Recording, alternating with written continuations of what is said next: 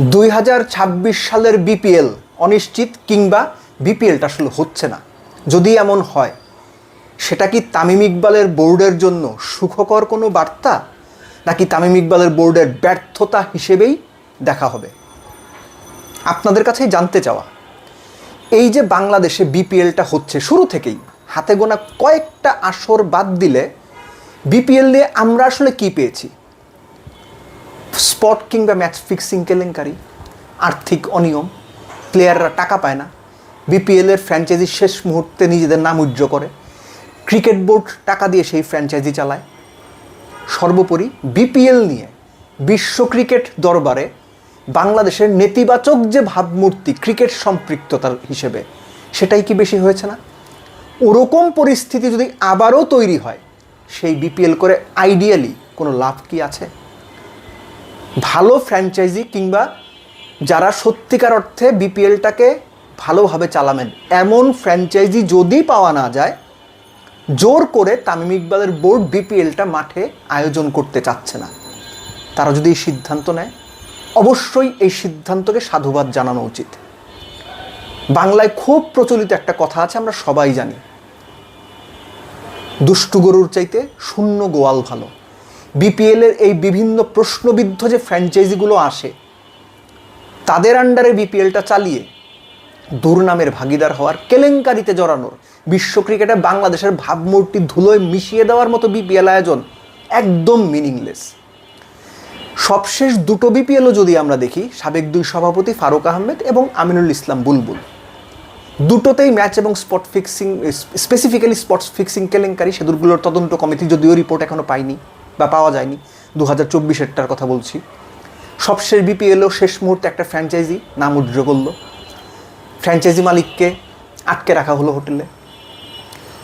যে ফ্র্যাঞ্চাইজি উজ্জ্বল করলো শেষ মুহূর্তে, সেই ফ্র্যাঞ্চাইজির পুরো খরচ বিসিবিকে বহন করতে হলো, গাটের পয়সা খরচ করতে হলো। লাভ কি হয়েছে? আদৌ কোনো লাভ হয়েছে? কিচ্ছু হয় নাই। সমালোচনা হয়েছে, বিসিবি গালি খেয়েছে, মানুষজন ট্রল করেছে। বিশ্ব ক্রিকেটে বিপিএলটা সবচেয়ে দুর্নীতিগ্রস্ত কিংবা অনিয়মের মধ্যে দিয়ে যাওয়া একটা ফ্র্যাঞ্চাইজি টুর্নামেন্ট হিসেবে সবার কাছে পরিচিতি পেয়ে গেছে।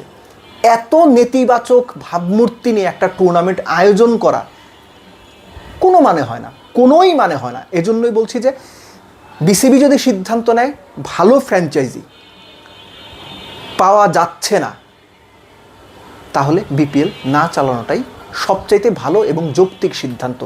এর পাশাপাশি শুধুমাত্র ফ্র্যাঞ্চাইজিকে দাঁড় দিয়েও কিন্তু লাভ নেই। অবশ্যই ফ্র্যাঞ্চাইজিগুলোর দায় আছে, কিন্তু ফ্র্যাঞ্চাইজিগুলো কারা সিলেক্ট করেন? ক্রিকেট বোর্ড সিলেক্ট করে। এবং এই যে ক্রিকেট বোর্ডের যারা ফ্র্যাঞ্চাইজিগুলো সিলেক্ট করেন, কোন বিবেচনাতে সিলেক্ট করেন, সেগুলোর দায়িত্ব তাদের নিতে হবে। খুব স্পষ্ট আমার মনে আছে, এর আগে যারা বিপিএল গভর্নিং কাউন্সিলের সঙ্গে সম্পৃক্ত ছিলেন, একটা কথা তারা প্রায়ই বলতেন, ক্রিকেটকে ভালোবেসে যারা আসবে তারাই বিপিএলের ফ্র্যাঞ্চাইজি পাবে, এখান থেকে লাভ লসের হিসেব করা যাবে না। যে কারণে কোনো রকম বাণিজ্যিক মডেলও বাংলাদেশ ক্রিকেট বোর্ড বিপিএলকে নিয়ে ফ্র্যাঞ্চাইজিদের সাথে কোনো কোঅর্ডিনেশন করতে পারেনি। এখন আপনি চিন্তা করেন একটা জিনিস, যে পার্টিকুলার একটা ফ্র্যাঞ্চাইজি 5 বছরের জন্য বিপিএলের একটা ফ্র্যাঞ্চাইজি নিয়ে নিল, কোনো পার্টিকুলার একটা প্রতিষ্ঠান, প্রতি বছর গড়ে এই যে 10 থেকে 12 কোটি টাকা খরচ হবে, 5 বছরে 50 থেকে 60 কোটি টাকা খরচ করবে, শুধুমাত্র ক্রিকেট ভালোবেসে, কোনো রকম বিজনেস মডেল নাই। এই পরিস্থিতিতে ভালো ফ্র্যাঞ্চাইজি কেন আসতে চাইবে? রেভিনিউ শেয়ারিংয়ের যেখানে কোনো মডেল নাই, টিভি সত্ত্ব থেকে ফ্র্যাঞ্চাইজিগুলো কী পাবে সেটার কোনো হিসেব নাই, টিকিট বিক্রি থেকে কত টাকা পাবে তার কোনো হিসেব নাই, তাহলে একটা ফ্র্যাঞ্চাইজি শুধু ভালোবেসে 5 বছরে 50-60 কোটি টাকা খরচ করবে? এত ভালো ক্রিকেটকে বাসাল প্রতিষ্ঠান বাংলাদেশে কয়টা আছে? বিসিবিকে ঠান্ডা মাথায় ভাবতে হবে, ভালো ফ্র্যাঞ্চাইজি অবশ্যই আনতে হবে, এবং সেই ফ্র্যাঞ্চাইজিগুলোকে বাণিজ্যিকভাবেও কিভাবে লাভবান করা যায়, কিভাবে রেভিনিউ শেয়ারের একটা মডেল দ্বারা করানো যায়, সেটাও ফ্র্যাঞ্চাইজিগুলোকে বুঝিয়ে বলতে হবে, ফ্র্যাঞ্চাইজিদেরকে কনভিন্স করতে হবে। শুধু কথায় চিড়ে ভেজে না, বাংলাদেশ ক্রিকেট বোর্ডকে এটা মাথায় রাখতে হবে। মুদ্রা কথা হচ্ছে যে বিপিএলের এই যে সময়টা, টাইম ফ্রেমটা ক্রিকেটের জন্য একদম পারফেক্ট একটা টাইম, আবহাওয়ার হিসেবে বলছি আমি। এই পারফেক্ট টাইমে এমন একটা আয়োজন করার জন্য যে উদগ্র আগ্রহ বিভিন্ন বোর্ডের মধ্যে আমরা দেখেছি, সেটা যে শুধুমাত্র ক্রিকেটকেই ভালোবেসে আমার সেটা একবারও মনে হয়নি। বরং এইখানে বিপিএলের সঙ্গে যারা সম্পৃক্ত ফ্র্যাঞ্চাইজ এবং ক্রিকেট বোর্ড সংশ্লিষ্ট যারা ছিলেন, তাদের ব্যক্তিগত গোষ্ঠীগত বিভিন্ন রকম লাভের ইকুয়েশন সেখানে সম্পৃক্ত ছিল বিভিন্ন সময়। সো তামিম ইকবাল এবং তার বোর্ডের কাছে অনুরোধ, আপনারা যদি সত্যিকার অর্থেই সেই ধরনের ভালো কোনো ফ্র্যাঞ্চাইজি ম্যানেজ করতে না পারেন, যাদের ওপর ভরসা করে 3-5 বছরের জন্য ফ্র্যাঞ্চাইজির দায়িত্ব দেওয়া যায়, প্লিজ বিপিএলটা করেন না। ওই সময়ে ঘরোয়া ক্রিকেটের এনসিএলের কথা অনেকে বলছেন, অনেকে অন্য কোনো ফর্মের কথা বলছেন, অন্য কোনো ঘরোয়া টি-20 টুর্নামেন্ট আয়োজন করেন, সেটাও যথেষ্ট ভালো হবে। অ্যাটলিস্ট প্লেয়াররা খেলার সুযোগ পাবে, প্লেয়াররা নিজেদের স্কিল শো করতে পারবে, টি-20 সাথে তাদের অ্যাডাপ্টেবিলিটি বাড়বে, কাজে দেবে।